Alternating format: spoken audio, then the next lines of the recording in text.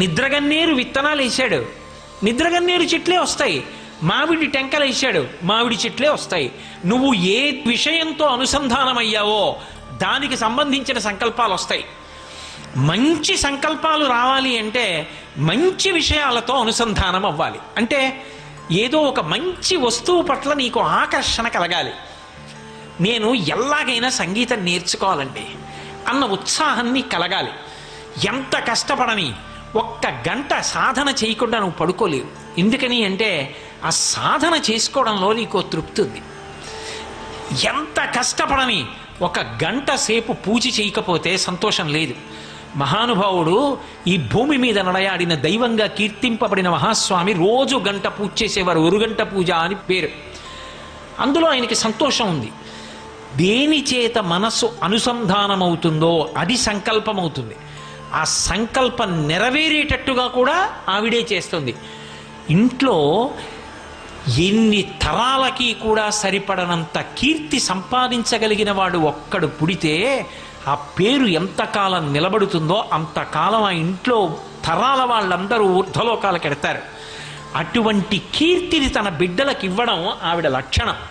అందుకే మీరు చూడండి, ఆవిడ పాదములు పట్టుకుంటే ఆవిడ కాదు కీర్తి పొందడం, ఆవిడ పాదములు పట్టుకున్న వాడిని లోకం కీర్తించేటట్టు చేస్తుంది. ఆవిడ కీర్తించేటట్టు చేసి అంతమంది కీర్తిస్తుంటే మురిసిపోతుంది. చూసావా, నా బిడ్డడికి ఎంత పేరో, నా పాదాలు పట్టుకున్నాడు కదా, వాడికి ఎంత కీర్తో చూసావా. ఆవిడ చూడనిది ఏముంటుంది, నా ఎదురుగుండా పొగిడేవాళ్ళు నాకు తెలుస్తారు, నా వెనక్కెళ్ళి తిట్టేవాళ్ళు నాకు ఎలా తెలుస్తారు, నాకు తెలియరు. కానీ నా ఎదురుగుండానైనా నా వెనకైనా నా పేరు చెప్పేటప్పటికి 2 చేతులు ఎత్తి నమస్కరించాలి అంటే అటువంటి బ్రతుకు నాకు రావాలంటే ఆవిడిస్తుంది. ఇచ్చి కొన్ని కోట్ల మంది ఆ పేరు చెప్తే నమస్కరించారనుకోండి, అప్పుడు ఆవిడ పొంగిపోతుంది. చూసావా, వాడికి ఎంత కీర్తో, ఎంతమంది వాడిని చూసి నమస్కారం పెడతారో, ఎంతమంది వాడి పేరు చెప్తే మురిసిపోతారో అని తాను మురిసిపోతుంది. నన్నేమంటలేదు, వాళ్ళు ఇచ్చిన దాన్ని అందం. నా కాళ్ళు పట్టుకుని వాడు ఎంత వృద్ధిలోకి వచ్చాడో చూసావా, వాడిని ఎంతమంది నమస్కారం చేస్తున్నారో అని సంతోషిస్తుంది. ఓ పరమాచార్య స్వామి వారి పేరు చెప్పాను అనుకోండి, ఏమి మహానుభావుడు అండి, నడిచే దైవం అండి అని ఇలా అంటాం. అలా అనగలుగుతున్నాం అంటే అలా అనగలిగేటట్టుగా బ్రతకగలిగిన శక్తి ఆవిడ ఆయనకి ఇస్తుంది. ఇచ్చి ఇంతమంది నమస్కారం చేస్తుంటే ఆ కీర్తినిచ్చి ఆవిడ సంతోషిస్తూ ఉంటుంది. ఆ సంతోషం ఆవిడికి మిగలాలంటే ప్రసాద బుద్ధితో బ్రతకాలి. అలా బ్రతకలేదనుకోండి, అప్పుడు కూడా ఆవిడేం కోపగించదు. వీడికి కొంచెం కఠినమైన వైద్యం చెయ్యాలి. వీడికి ఇప్పుడు నేను పక్కకెడితే వీడికి తెలిసి వస్తుంది, నా వల్ల వాడా వాడి వల్ల నేనా తెలియాలి.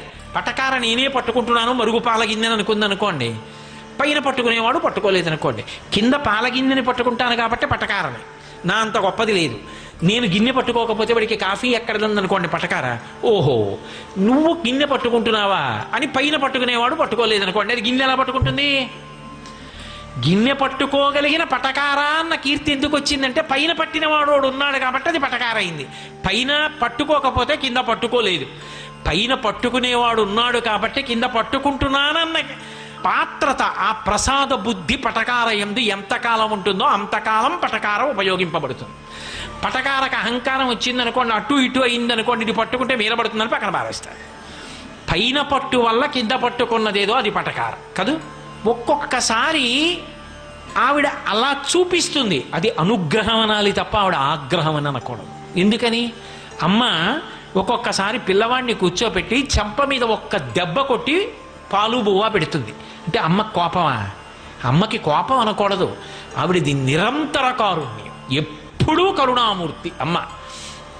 మరెందుకు అమ్మ కొట్టింది అంటే, అలా కొట్టకపోతే వాడు తినడు అన్నం, అన్నం తినకపోతే వాడికి ఆరోగ్యం నిలబడదు, బలం రాదు. వాడి క్షేమం కోసం కొట్టింది. వాడి క్షేమం కోసం కొట్టే అమ్మ కారుణ్యం ఎలా ఉంటుందో, అమ్మవారు ఒక్కొక్కప్పుడు పెట్టే పరీక్ష కూడా అలాగే ఉంటుంది.